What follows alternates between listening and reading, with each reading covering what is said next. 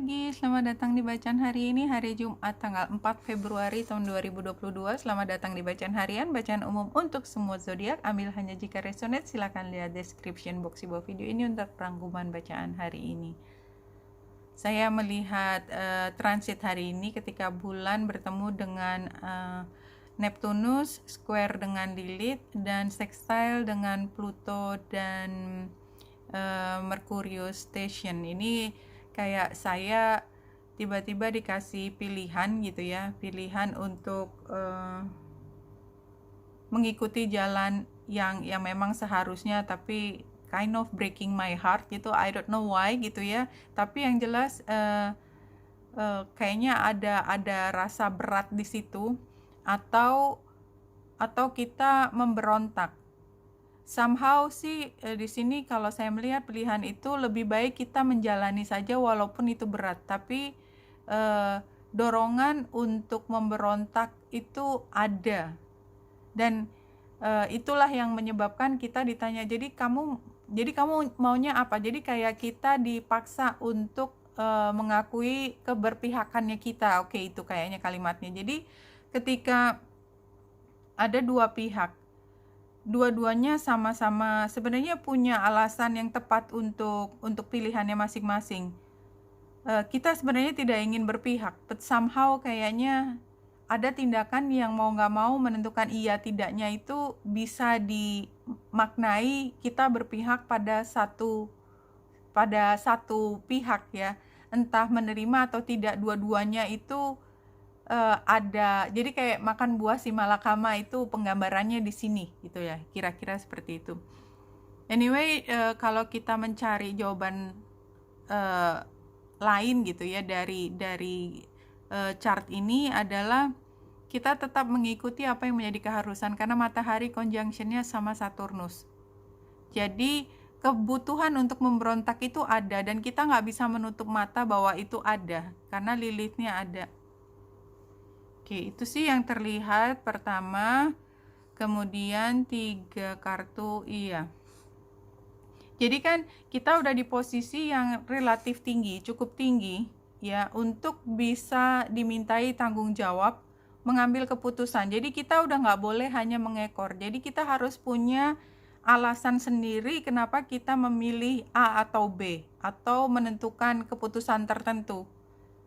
Apapun keputusannya itu membuat salah satu pihak merasa dikhianati atau merasa ya kayak dipecut gitu kan rasanya.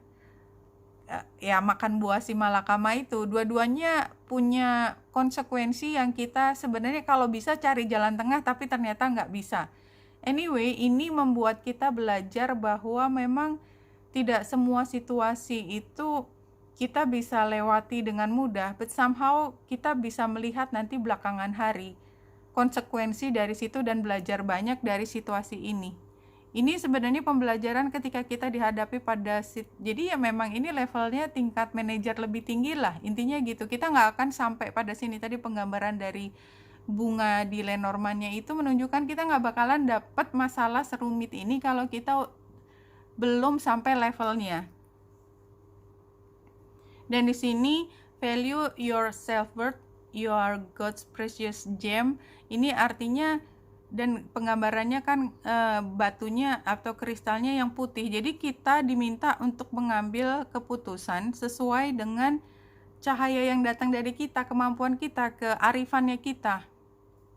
Dan ya itu tadi God's precious gems, artinya apa sih sebenarnya suara dari Tuhan ya, tentang apa sih sebenarnya seharusnya kita berpihak kemana tuh sebenarnya sudah ada di hati kita. Hati kita tuh udah memilih karena kita nggak pernah lepas koneksinya. Six of Spring ini kan kemenangan, sama tadi dengan gambar bunga ya yang di Lenormand ini ya. Jadi memang sebenarnya kita dapat masalah sebesar ini karena memang kita udah terpandang life experience. Kuko important changes are coming into your life that will require you to take action. Jelas ya, harus memilih, harus ada tindakan yang nggak bisa ditunda. Don't hesitate to move in new direction you know are right for you. Clear. Dan ini udah keulang juga. Nine of Summer. Now's the time when your dreams come true. Don't worry about how this will happen. Just give gratitude to God for all that you have and all. Iya, jadi sama dengan buku ini ya, yang tadi gambar buku. Jadi ini kayak keulang lagi sih sebenarnya. 3 ini kayak keulang lagi. Ceritanya sama. Jadi semua pembelajaran ini kita harus mengambil tindakan, kita harus berpihak pada satu hal. Itu nggak mudah karena kita udah di level yang menjadi panutan, tapi somehow ini adalah anugerah buat kita. Kita bisa menjadi petunjuk, tidak hanya buat diri sendiri, buat orang lain, karena kita tahu persis akan konsekuensinya dari setiap langkah yang kita ambil. Wow, congratulations. Anyway, di sini kita lihat happy family sebagai saran. Oke. Jadi sebenarnya kita pengen lari dari situasi ini karena nggak enak aja dipaksa untuk jadi iya apa enggak kayak gitu kan, dipojokkan untuk menyampaikan posisi kita. Dan ternyata apapun itu sukar sekali buat kita menjadi clear, karena justice ada di tantangan. Tetapi justru karena dia tantangan, kita harus berpegang pada keadilan, karena kalau kita berpegang pada bukan keadilan, nanti memang masalah. Anyway, di sini sarannya justru happy family. Anyway, saya bisa mengartikan happy family adalah semua orang tetap akan bersama kita jauh setelah keputusan ini. Jadi apapun konsekuensinya, kita tetap harus menghadapi dengan berani kemudian hari apapun keputusan kita. Walaupun mungkin ada awkward feelingnya nanti. Clearly ada awkwardnya di salah satu pihak karena dipaksa untuk memilih salah satu.